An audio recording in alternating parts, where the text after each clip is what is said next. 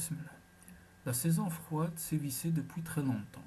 Une neige épaisse couvrait la terre et le vent était si vif que les orignaux, les cerfs et les bisons avaient perdu leur corps. Ni les grues, ni les oies n'avaient fait leur apparition. On n'entendait gazouiller aucun oiseau.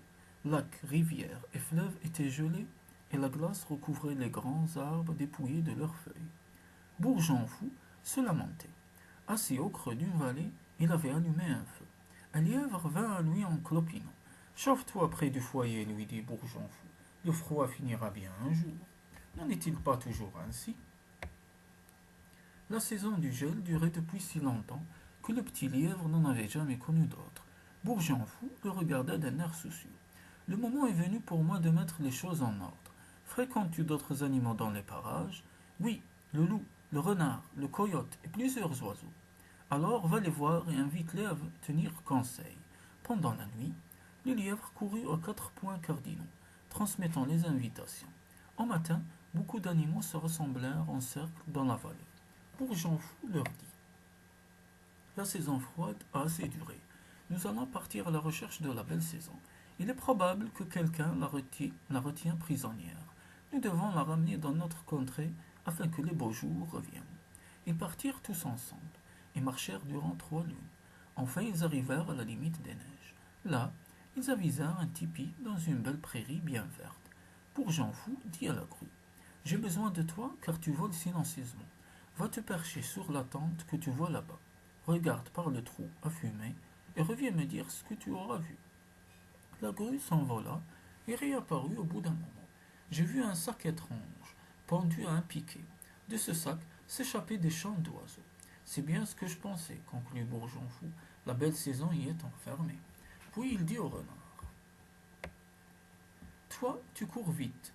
Viens avec moi. Pendant que je parlerai à l'homme qui vit dans cette tente, tu t'empareras du sac et tu le porteras au loup.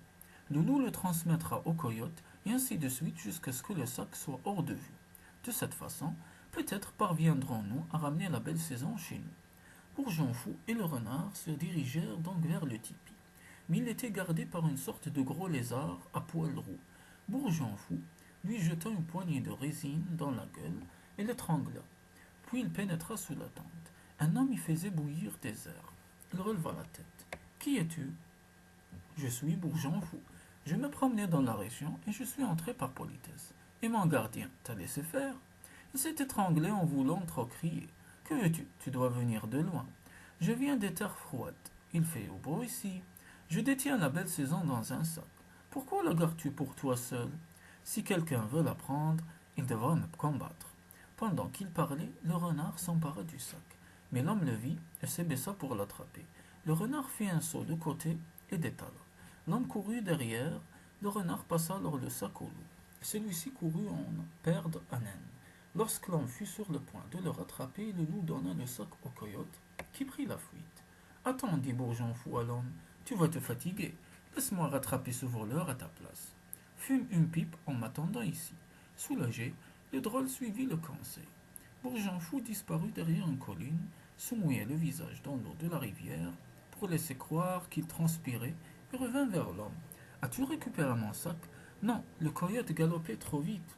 Que vais-je devenir? Se lamenta l'égoïste. C'est bien fait pour toi, lui dit Bourgeon fou.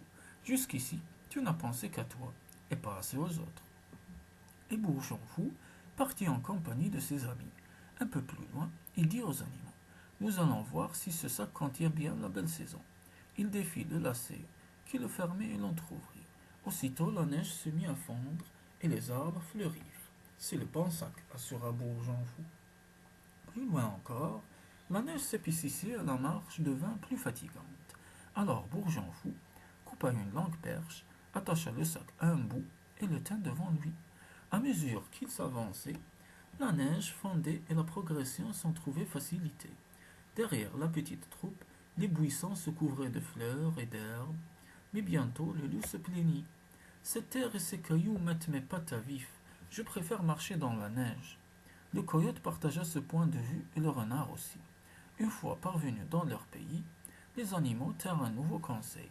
Le loup dit: Qu'avons-nous besoin de la belle saison? Vous voyez, mes pattes sont en sang. Mais le bison, le cerf et l'orignal furent d'un avis contraire. Il savait que l'herbe est bien meilleure quand il fait soleil. Nous allons arranger cela, déclara Bourgeon-Fou. Le mieux est que nous ayons un peu froid et un peu chaud. Je propose d'ouvrir le sac pendant 20 lunes et de le tenir fermé pendant 20 autres.